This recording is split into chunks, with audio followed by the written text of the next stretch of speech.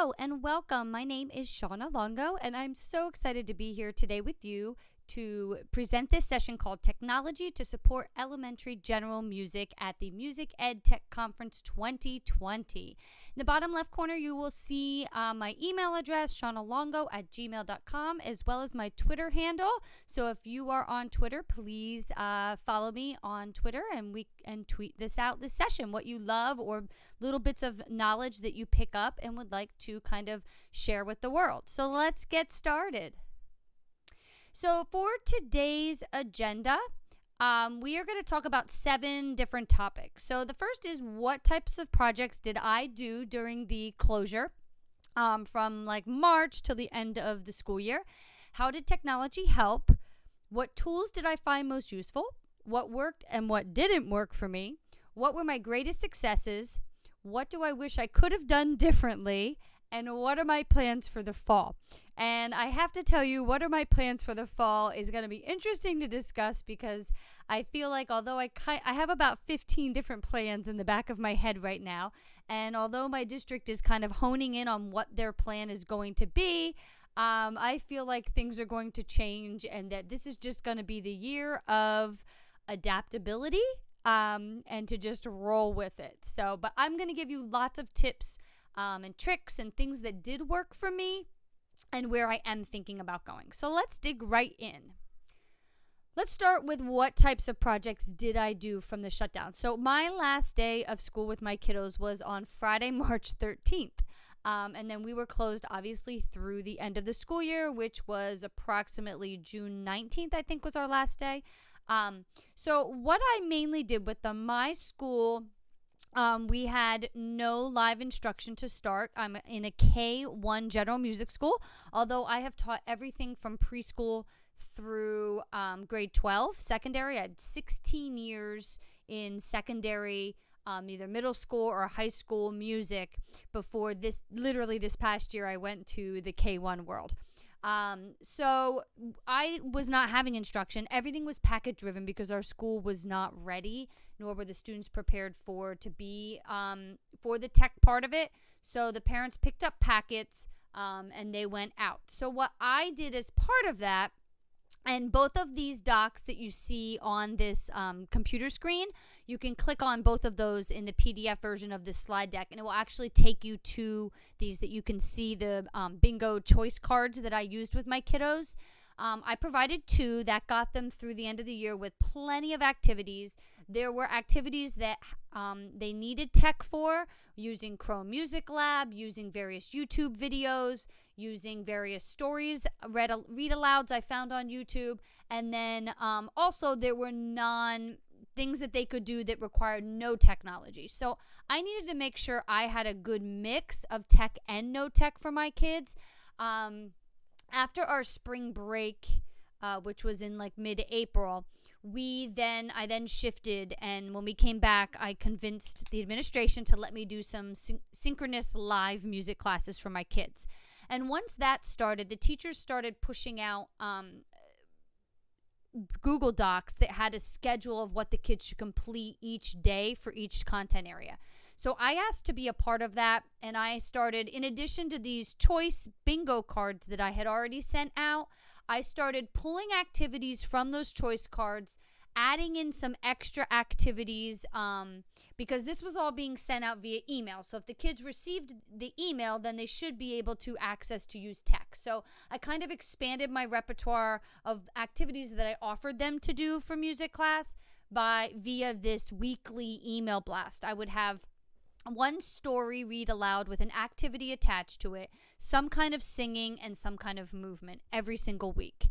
And they usually were all interrelated. So it took a lot of planning, but it definitely, these choice cards, these bingo cards, were the foundation for all of the activities that I then sent out via the email.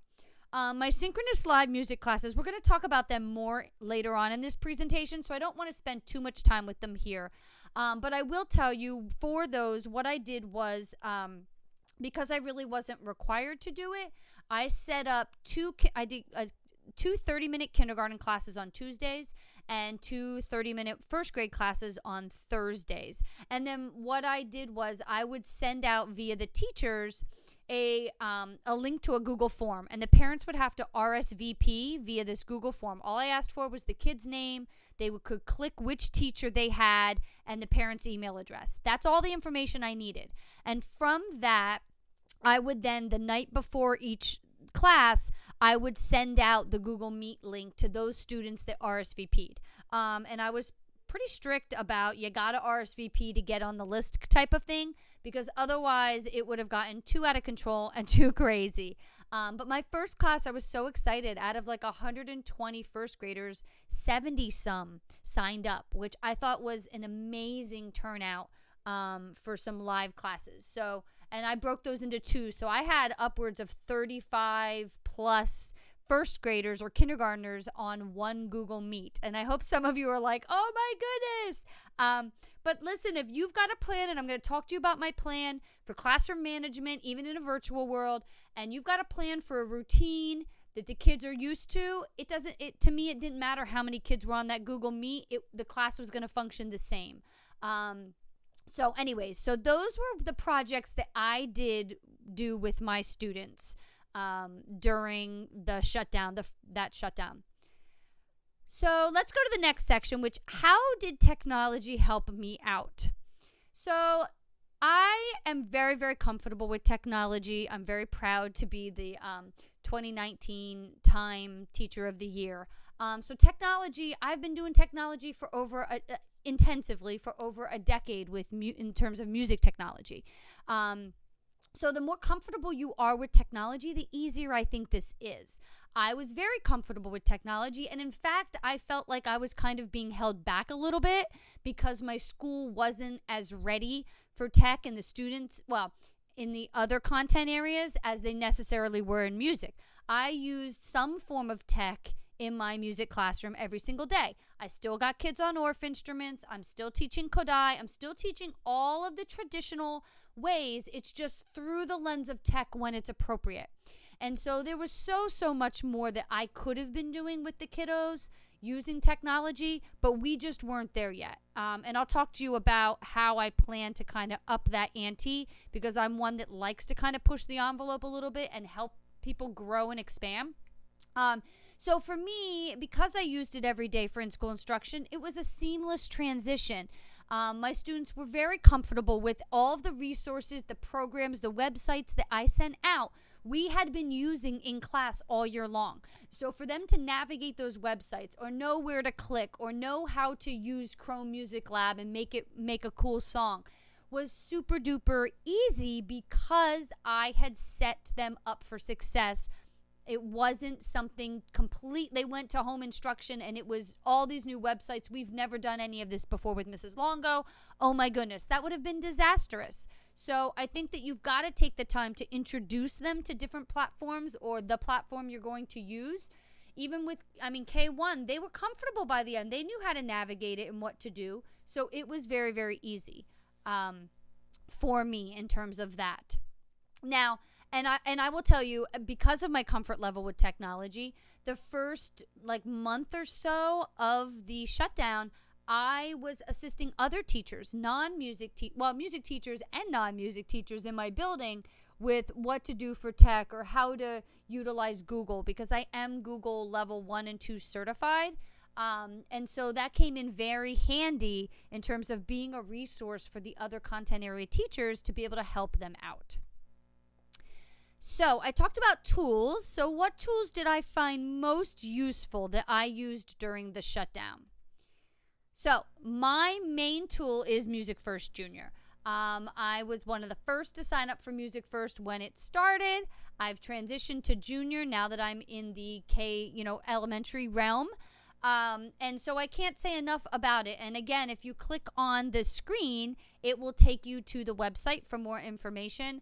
But again, that was the main way I delivered my curriculum. There's a scope and sequence and curriculum ready-made for you in Music First Junior, and it's really good. I have to say, personally, I was really impressed with it. It spirals the learning for the students and scaffolds it. in a manner where you're introducing songs for beat and rhythm, and then you come back to those songs and revisit them in the light of pitch or in the light of form. And it's really, really done well, and my students loved it. Whether it was using groovy music, there's a simple recorder in there that you can use, or Morton Subotnick's Creative Playground. There's some great videos to help supplement, or if I knew I was going to be out, I knew that the foundational information could be given to the students. I just had to give my login for this, and the kids could run the class. Really, they knew what to click on and how to do it. And it's easy for a sub. So there's Orphan Kadai built in there, recorder, ukulele, Instruments First is in there if you want to go over those. So there's tons of things in there that there's way more than you could probably ever get through in a year, which is great. And it's built through the lens of a K to 5 progression. And that's what I really like for that consistency, especially if you've got multiple music teachers happening maybe within your school, or like my district, my school is just K1. Then there's another school for 2-3 and another school for 4-5. And so that's 3 different music teachers hitting those 6th grade levels. So it can help build that consistency amongst your program, so that the secondary music teachers complain less that the kids, that there's not consistency and there's no scaffolding. It really lets you kind of vertically move those and progress those kids through the skills and concepts they need to learn. All right, so that is foundationally, that is what kept everything that I did when I went to virtual together. It kept it in sync. It kept consistency for my kids. Now, I also use Essential Elements Music Class by Hal Leonard. This tool, there's songs in there, and again, you can click on that screen. It will take you to their website. The songs, each song has either a combination of these things: lyrics, notation with lyrics, tracks, demo and accompaniment, choreography, teaching plans. There's digital books from the Hal Leonard Library, listening maps, activity pages, those PDFs that I could assign to my kiddos. Note Flight Learn is a part of it, a teacher copy, recorder ukulele methods, custom playlists, and class collections. So what I would do, I use Essential Elements Music Class as a supplement to my Music First Junior, because I want some songs. They have all of the Music Express songs, most of them from John Jacobson, and I wanted some more current, up-to-date, fun songs that are copyrighted and not in Music First Junior, so that I could have my kids to supplement what I was already teaching. There's a great song on high, low, and in the middle. There's a great song on keeping a steady beat, or whatever it is, or the latest, hottest song on the market. I also used this as the songs I would feature in my concerts.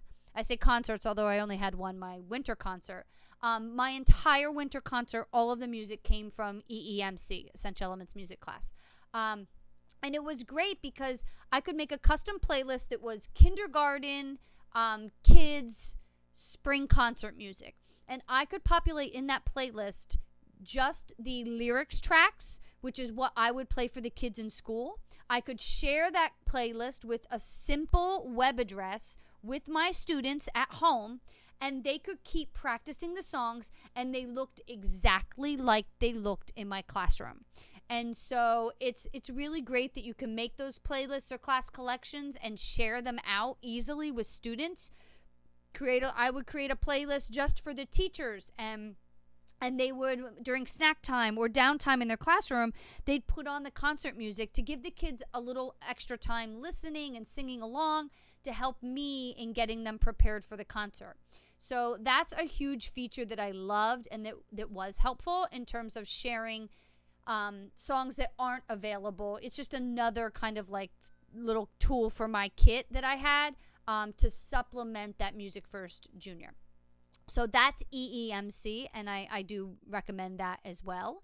The other tool that I became aware of during the shutdown, I had never really played with Music Play Online, which comes from Denise Gagne. She is absolutely amazing. I saw her present in February at the New Jersey Music Educators Conference. And so I went and looked, and oh my gosh, there's so many good things. And she's, again, got a scope and sequence and a curriculum built out.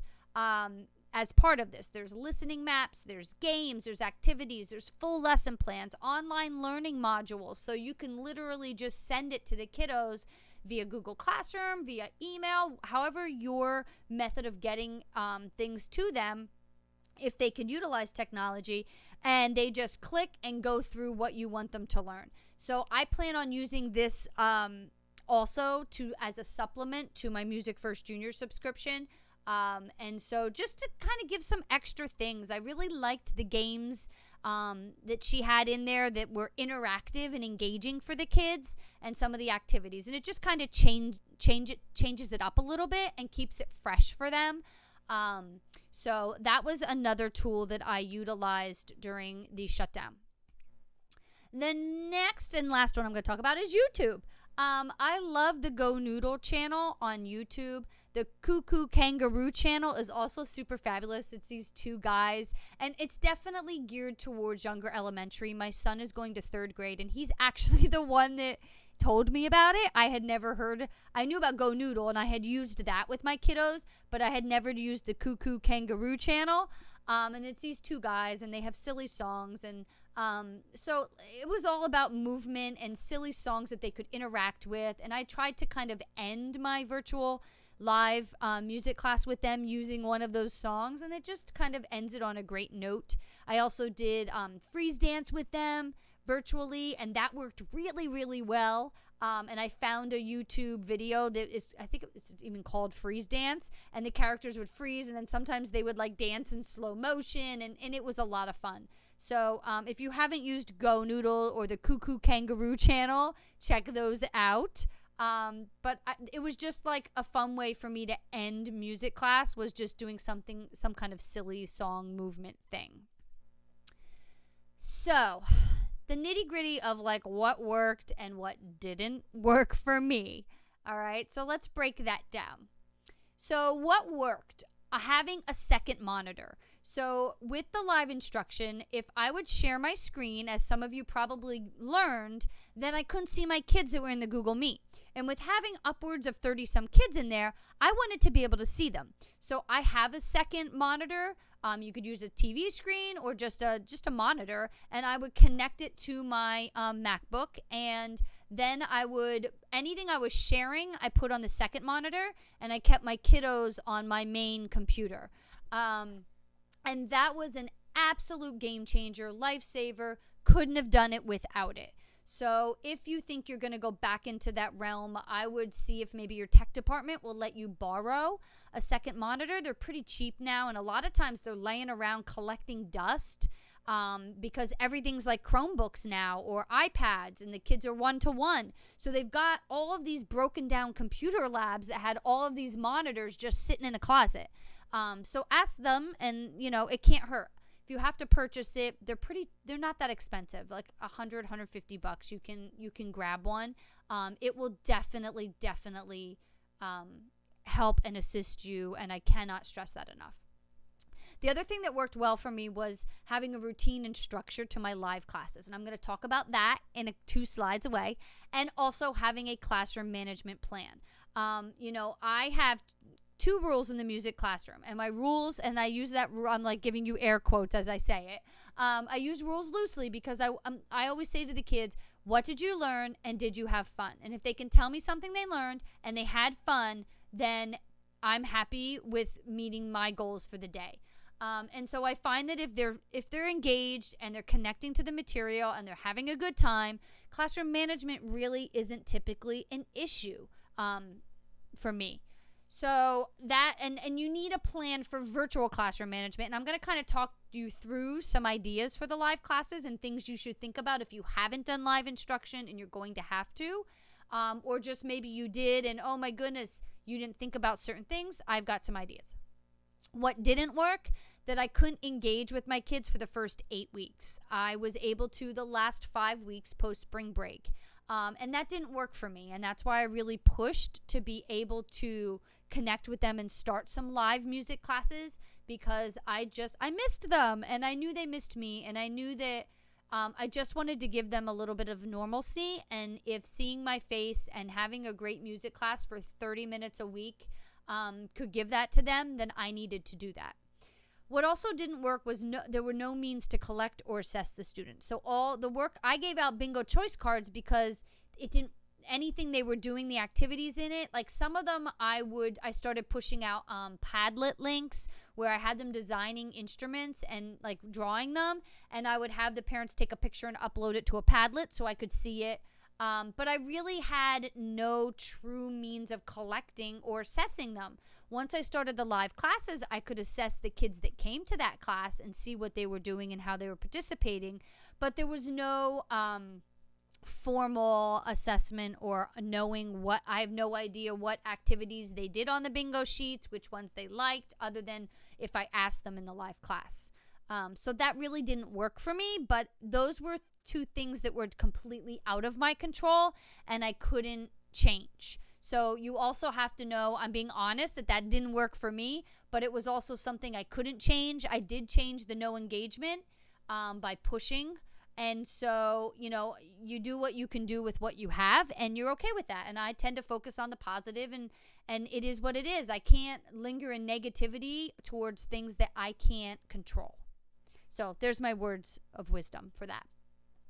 So let's talk classroom management for live synchronous classes, okay?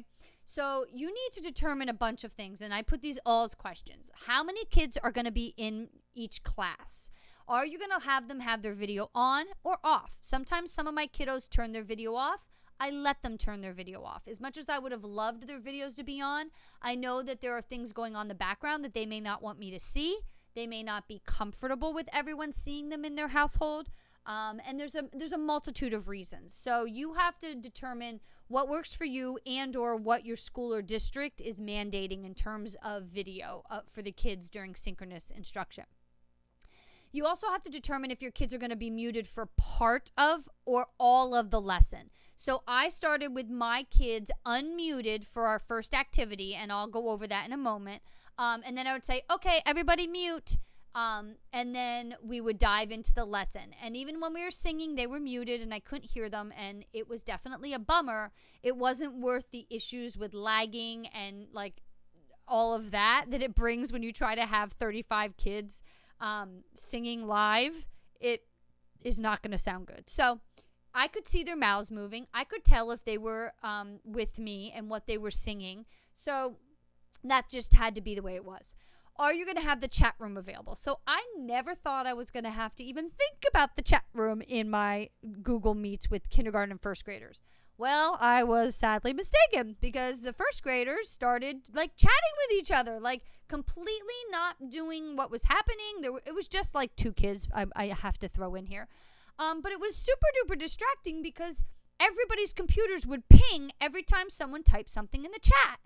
And some of the other kids started unmuting and yelling at those kids to stop it or typing in the chat to tell them to stop it, and it would be more pinging. And so I just towed a hard line and I said, there will be no chat room. If you type in the chat room, you will be removed from the class and not allowed back in this week. And then when the class ended, I sent in the next week's email to sign up. I put a little disclaimer to the parents and I let them know. I said the chat room will not be available. If your child does type in the chat room, I will remind the students at the beginning of class that they cannot type in the chat room. If they still choose to, I'm removing them from the class and I will not let them back in that week. You can sign them up for next week and hopefully they won't chat because it was just so distracting. And they're kindergarten and first grade, and so it's not like they were secondary kids where I could engage them in the chat room where we could have a conversation. It just wasn't going to happen. How are students going to answer the questions? Will they have a physical response or a verbal response? If it's verbal, a lot of times what I would do was say, I would call in 3 students and say unmute for like the next 3 questions or activities. So it wasn't like one question, call on a kid, then they unmute, then they answer, and you end up losing a lot of quality time. So I would kind of chunk it for them and say, these kids unmute, ask those questions, then go to the next batch and unmute a bunch of kids. Physical response, if you look over at the engagement idea as a scavenger hunt, I would send my kids almost every class on a scavenger hunt in their house. And so it might be go find me 2 items, one that makes a loud noise and one that you can use to make a soft or quiet noise. And then they had those 2 objects. So our whole premise to that lesson was teaching them forte and piano, loud and soft. So if I was playing music or we were doing some kind of activity where the response was for them to decide if something was loud or soft, they would hold up which item, the loud item if the response was loud, and the soft item or quiet item if the response was quiet. So I could quickly, every kid was engaged and participating and showing me their answer, and I was able to do an assessment of who was getting it and who wasn't by holding up the items they found on the scavenger hunt. I might have told them, go find 2 things that you could use like rhythm sticks so we could practice keeping a beat or playing rhythms. Another one I did tons of these kind of little scavenger hunts where just something simple, go find this and bring it back. How can students be engaged and respond to questions? And yeah, so that's what I just kind of talked about, that physical response, or maybe they're just raising their hands. Sometimes I would have them, when we were studying long and short or like separated staccato and legato, I would have them put their hands far apart if the response was it was long, or have them their hands touching, their palms touching if the response was short. So that's kind of another way to do a physical response. But having them go on a scavenger hunt, that's really engaging them and letting them respond to questions physically.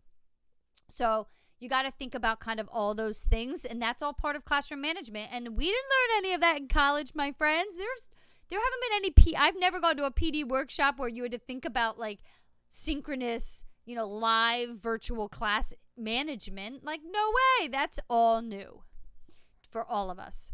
The next thing, let's talk routine. This is what the other thing that worked well for me for those live classes is I mirrored the routine for those classes to my classroom routine, okay?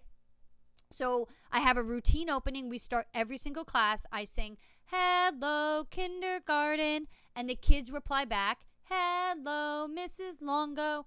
And then I would have them mute. So they all got to sing it to me. We all had big smiles on our faces for that like moment of normalcy, and it was fabulous. And so then I would review the previous class topic or skill, introduce the new topic of the day, or maybe it's an extension of the last week's topic, pose a question related to the topic. So like say we were studying fast and slow. My question to them would be, who can tell me an animal that moves fast? And then I'd get some responses. And who can tell me animals that move slow? And I'd get some responses. So I'm trying to pull, if I'm going to talk about fast and slow, I'm going to pull information out of them and get them thinking in terms of something they already can relate to fast and slow.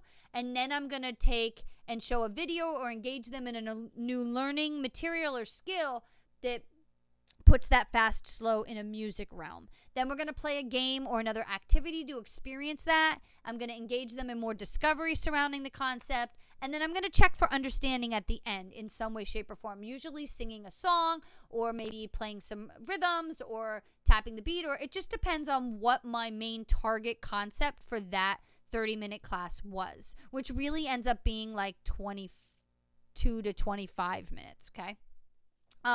Another engagement idea is invite in a guest artist. Because we're Zooming or Google Meeting or Microsoft Teaming with our kids or whatever platform you're using, you could bring someone from anywhere in the world in to chat with your kids. And a lot of artists or composers or arrangers are willing to do that. So the sky's the limit on who you might bring in to kind of like just for a quick talk or something with your kids. So that might be something fun to do. All right, so what were my greatest successes? All right. My opinion, my greatest success was curricular planning, okay? So you'll see there the kindergarten music badges. I set up a program this year with my kids to really get them excited and engaged in assessment. And I called they were going to earn music badges. And so I had 8 badges: rhythm, meter, pitch, timbre, form, expressive elements, our winter concert, and our spring concert. Now, we got through all 7. We did not get to earn our spring concert badge because we did not have one because of the shutdown.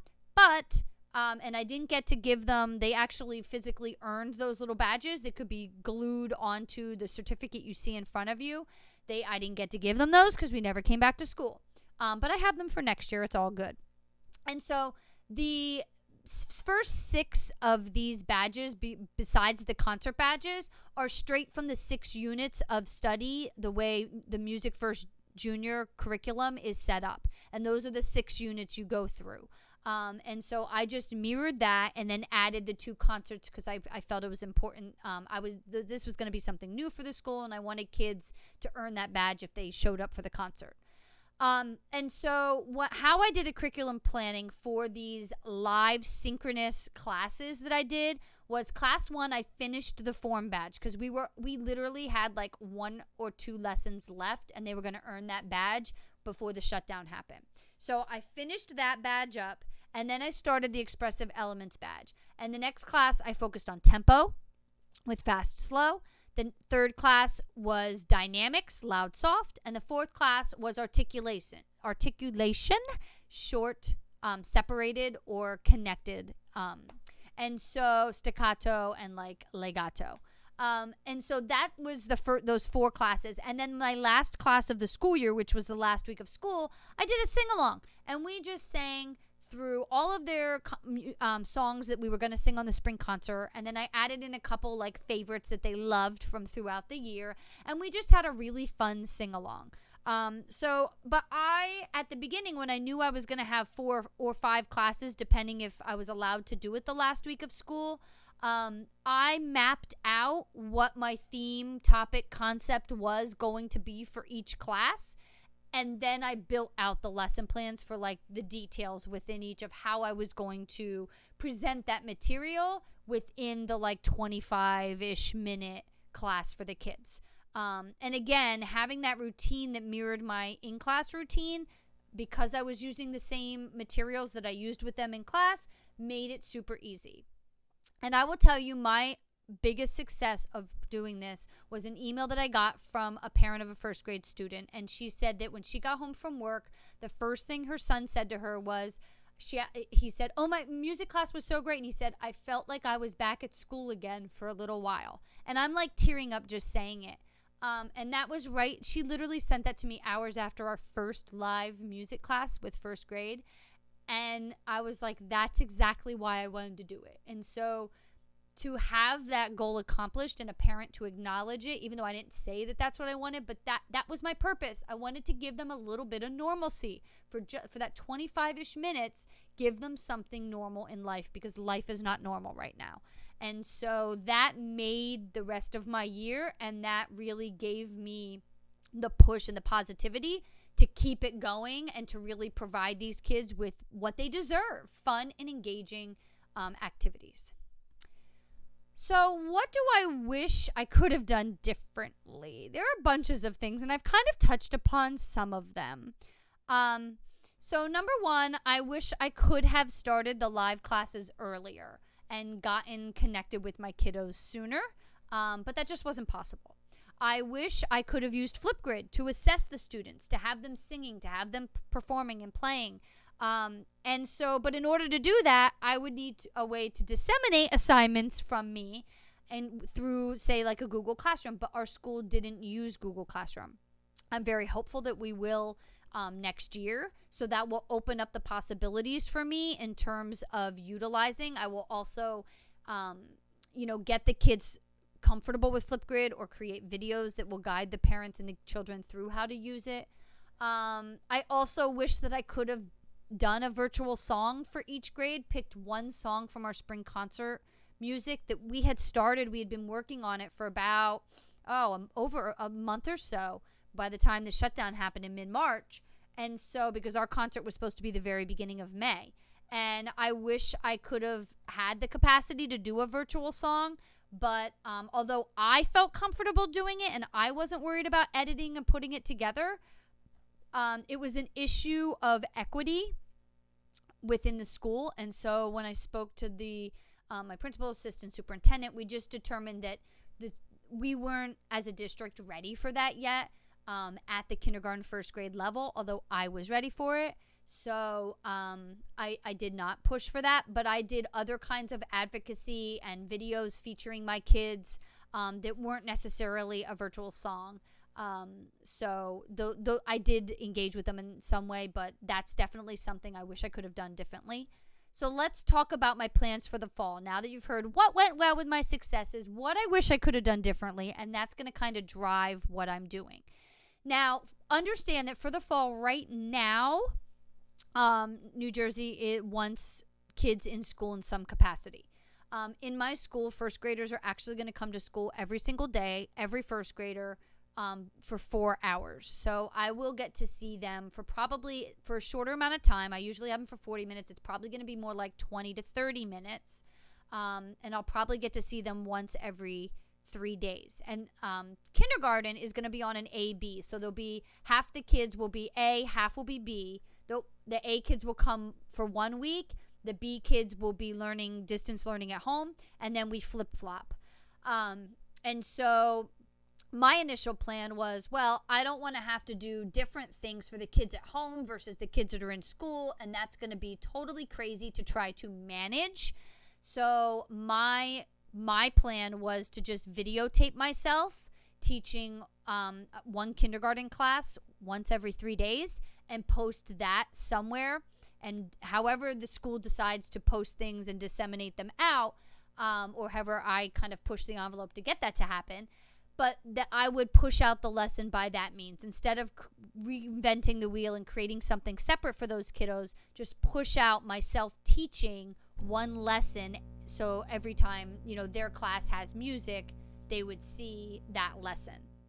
But overarching, I think that that's going to change, because I think that we may potentially end up being shut down and go back to full virtual learning. Right now, I would say we kind of have a blended model going.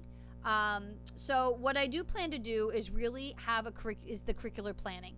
Have it organized by theme and concept. I've already got that with my badging system that I do, centered around assessment. And I'm going to make a plan that will work no matter what happens. No matter what this is, I'm going to make it work. And so because I utilize technology, it's not going to be that difficult. Because my kiddos, we're not going to be able to share equipment, I'm putting together individual music kits for every single kid in the school. It's like 260 of them. And I'm able to do it for like $1.20 per kid.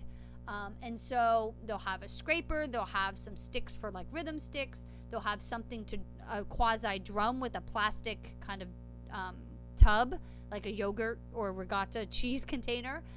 They're going to have a scarf to do some movement. They're going to have paper plates to use as movement or symbols. And they're going to have an egg shaker. So I've really got everything except something metal. So you know what? I'm happy. We can't have everything. And so I feel like that kit's going to give them plenty. And if you'd like to reach out to me, email me. I will share the spreadsheet with links to Amazon of where I purchased all of those materials and how I'm like DIYing them. So I'm going to make that plan that no matter what, whether we start out blended learning, then we shift to just virtual, we end up full in class, it's going to be seamless for music class, and there's going to be consistency and normalcy across whatever the learning looks like in whatever way, shape, or form. And again, I'm going to take a lot of time to introduce those kids to the technology, the websites, the products, the activities that I'll use if we end up going fully virtual. I'm going to probably pre-record tutorial videos to help out the parents to understand how to utilize different websites for activities I may post. They might be a minute long, just showing them where to click and how to get to an activity. That's great. That the parents will appreciate that I took that minute to show them. Otherwise, if it's too difficult and the kids can't figure it out, the parents are going to say, don't do it. Don't worry about it. On to another subject. So I think that that's important. For blended learning, again, I said I'm going to record my instruction. I hope to use Google Classroom to disseminate information out. I plan to use some interactive classrooms or choice boards maybe with my kids. I've developed a bunch of them. Activity cards for assessment using like Google Slides and Canva. I'm going to design them where the kids can be like dragging and dropping things and then submit them to me, and I'll be able to, via Google Classroom or maybe Flipgrid, via video or having them use Google Forms and complete things. But I want to be pulling some data on how their learning is going, because although we had a reprieve in New Jersey, we call it our SGOs, the teacher evaluation, I'm not so sure it's going to go away next year, and so I need a plan for that. I also plan to do a virtual performance, 1 song per grade. I already told my principal I'm doing this. I'm committed to it. I'm going to, if we're in school, then I'll videotape the kids in class that have the tech, the video that I'm allowed to video. If we're not, then I'll use Flipgrid to have the kids record the audio tracks, edit it using GarageBand, and then here's a great little tip. Have your kids in a Google Meet, a Zoom, whatever you use, and have them all muted and singing along with a song, and use that for your video track, because then you don't have to worry about putting all those little boxes on the screen. It's done for you. Amazing. So that's going to be my little trick if we're fully virtual, but I am going to do 1 song per grade level, no matter what, and feature it on a website that parents can see as part of our concert. For assessment, I'm going to do things during the live class, and then I'm going to, again, use Flipgrid, Seesaw, Class Dojo to have the kids, and I will in the live classes demonstrate how they can record themselves and have them practice doing it, and then have them do that. I'll use Padlet, Google Forms, Google Slides, Docs, drawings. I'm going to use all kinds of stuff. Whatever I'm allowed to use, I'm going to use to try to gather some assessment data on the kids. So I am almost done. Troubleshooting. You need to send everything before you start. I again suggest creating small, easy to understand sets of instructions. Include how to log in or access a class. Create a short video that explains exactly how to get on and navigate specific websites. Your parents will thank you for it. And once you do them, you just have them. You have this bank of videos that make it easy. And honestly, you might be able to go to YouTube and search and find another teacher that already did it, and you don't have to. So that's even better. My final thoughts are 3 things, and this is what kind of drove this drives my instruction, whether it's live or virtual. Keep it simple, keep it fun, keep them engaged. And if you do those 3 things, you will be fine in terms of teaching in whatever capacity that we have to. Here's some great resources if you're looking for more information about things I've talked about. These are 4 of my, 3 of which are my dear friends. Katie Wardrobe from Midnight Music, Amy Burns, she's got the musetech.net post, and then she has her own website, and Cherie Herring, cphmusic.net. Those 3 ladies are great friends of mine, and they've got tons of resources available on all kinds of using technology in a music classroom. I recently met Eileen Miracle. She's also super fabulous. She's got a big presence on Teachers Pay Teachers, Mrs. Miracle's Music Room. So I recommend you checking it out. She's got great videos on using Nearpod, using all kinds of things tech with your kids. So check them out. And then, of course, there is my website, creativeeduconsulting.com, and my email. And thank you so much for joining me today. I hope you enjoyed this presentation, and I look forward to connecting with you later. Thank you.